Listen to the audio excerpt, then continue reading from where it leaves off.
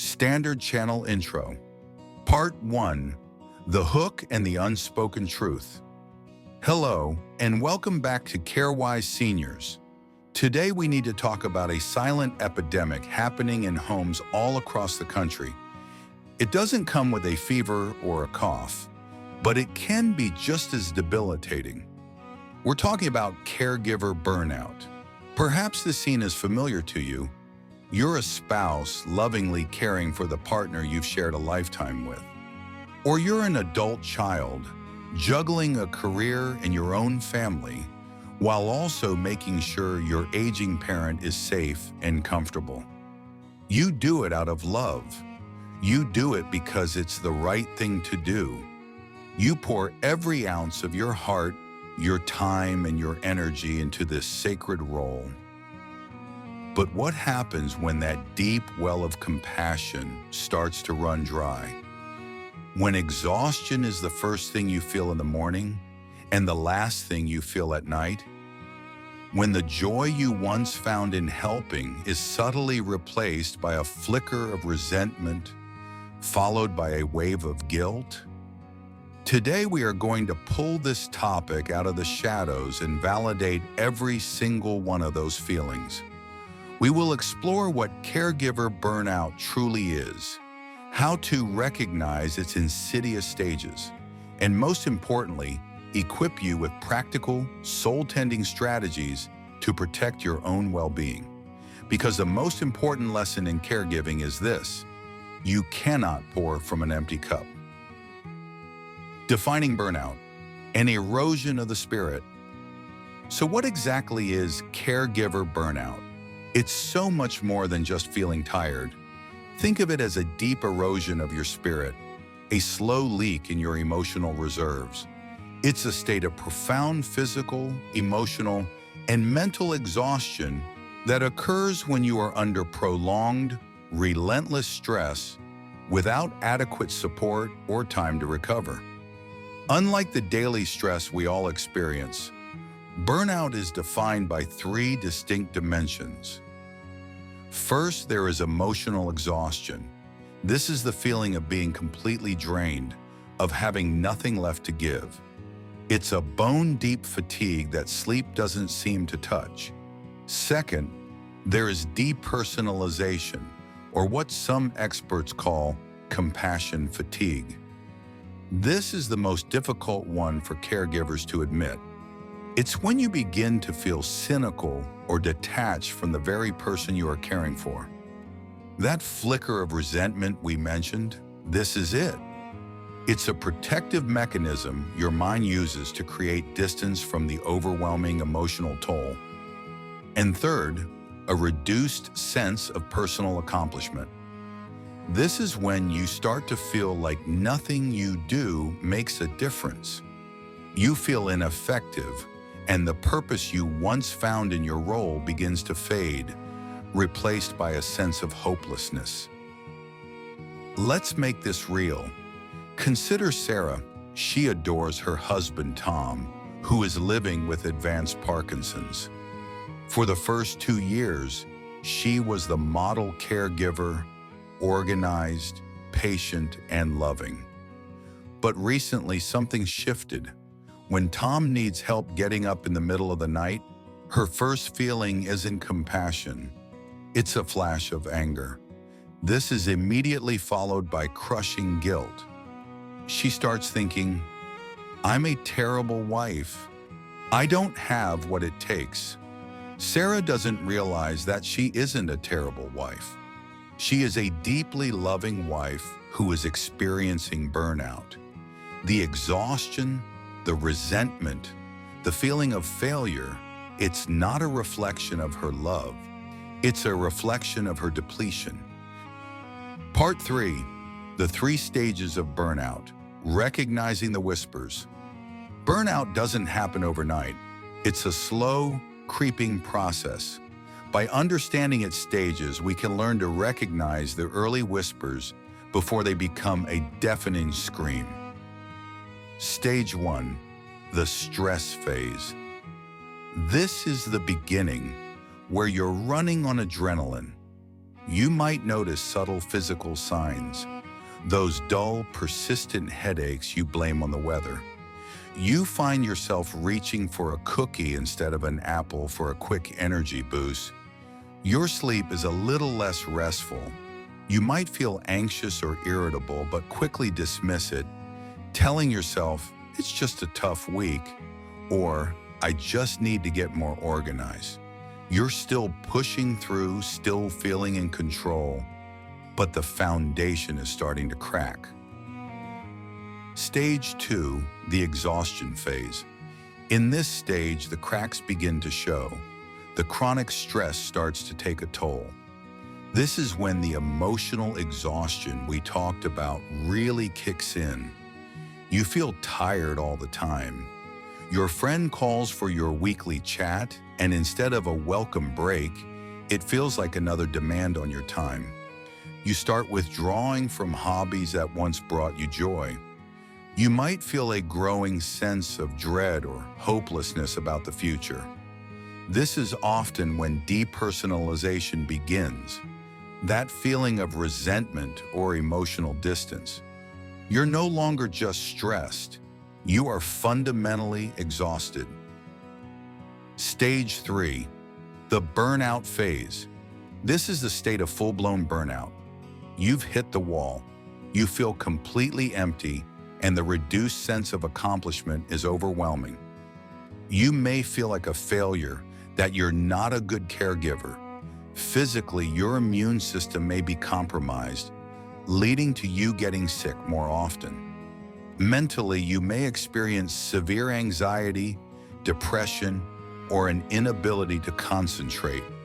In this stage, it feels impossible to continue, and you are in a state of crisis. The key is to intervene long before you reach this point. Part 4, the root causes, rebalancing the scales. To prevent this progression, we must understand why it happens. Understanding the root causes allows us to intentionally add weight to the other side of the scale. It's often a combination of factors. The sheer high demands of the role can be relentless. You're a nurse, a chef, a housekeeper, a financial manager, and a companion, all at once. There's also a profound lack of control. You can't control the progression of your loved one's illness. You can't control the endless stream of appointments or unexpected emergencies. This feeling of powerlessness is incredibly draining. Caregiving can also be a journey of intense social isolation. The life you had before, filled with friends and social events, slowly fades as your responsibilities grow, leading to profound loneliness. But perhaps the most powerful and overlooked cause is unrealistic expectations. Where do these expectations come from? Our society often glorifies the idea of the caregiver martyr, the person who sacrifices everything for their loved one. We've internalized this dangerous myth that our own needs must always come last. We tell ourselves, a good spouse would never feel angry, or a loving child should be able to handle this on their own. This belief system is the fertile ground in which burnout grows. It prevents us from setting boundaries. It fills us with guilt when we ask for help.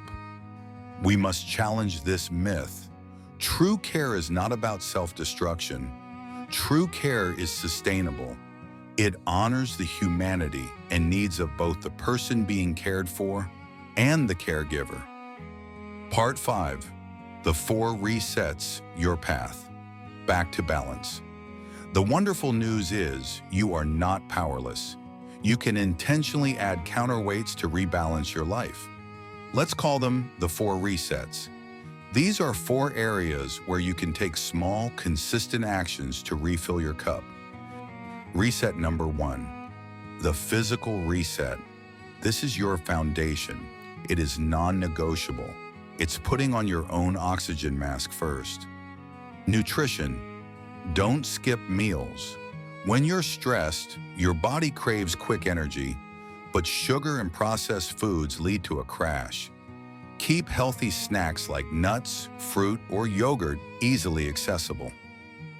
Movement. You don't need to run a marathon. Just a 10-minute walk outside can reduce stress hormones and improve your mood. Put on some music and stretch for 5 minutes. Movement is medicine. Sleep. Protect your sleep fiercely. Even if you're interrupted during the night, try to schedule a 20-minute power nap during the day. Sleep is when your body and brain repair themselves. Reset number 2, the boundary reset. This is often the hardest but most transformative reset. Learn to say no. It is okay to decline requests that add to your burden. When another family member asks you to host a holiday dinner, it's okay to say, "I'd love to, but I don't have the capacity this year. Could we do a potluck at your house instead?" Ask for specific help. Asking for help is not failure, it's resourceful leadership. People often want to help but don't know how. Be specific. Instead of saying, "I'm so stressed," try saying, "Could you sit with Dad for 2 hours on Thursday afternoon so I can go to my own doctor's appointment?" Or, "Could you pick up groceries for us this week? Here is the list." Reset number 3, the emotional reset. You need a safe space to release the pressure. Find your tribe.